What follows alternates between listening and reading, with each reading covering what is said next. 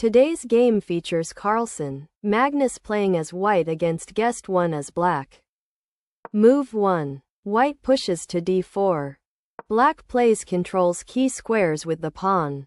White now plays controls key squares with the pawn. A complex position, keeping an eye on the time. Black stakes a claim in the center with d5. On move 5, white develops the knight naturally. At this point, black brings the knight to f6, improving minor piece coordination. White responds with knight hops to f3. Black now activates the bishop early.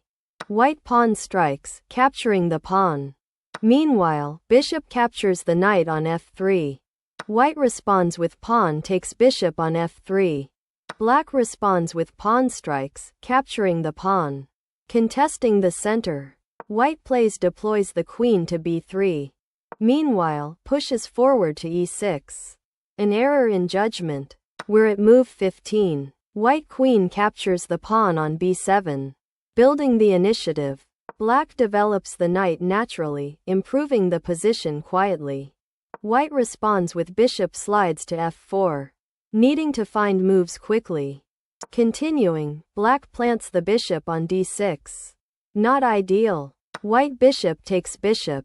Meanwhile, black rook shifts to b8, seizing the initiative. Meanwhile, bishop captures rook. Black knight captures bishop, a forcing continuation. White finds a stronger diagonal. And that's check. So, black repositions the knight to d7. On move 25, white queen takes the pawn, addressing the imbalance. As the clock winds down. Now, black short castle. Continuing, white short castle, mindful of the clock. Interestingly, places the knight on b6. Coordinating for maximum effect. With limited time available, white now plays pawn moves to a4. With time becoming a factor. Black maneuvers the knight to c4. White bishop takes the knight, excellent. Black pawn strikes, capturing the bishop. White deploys the queen to c5 as time becomes precious. Black the queen enters the battle. We're at move 35.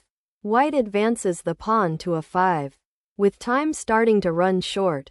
Next, queen captures the queen on c5. White pawn takes queen. Winning material. Preventing the opponent's plan. Needing to find moves quickly. Black continues with improves the knight's position. Moving forward, white pawn to a6. And here, brings the rook to a8, as the clock winds down. Next, activates the rook in the endgame. Black plays the pawn marches forward.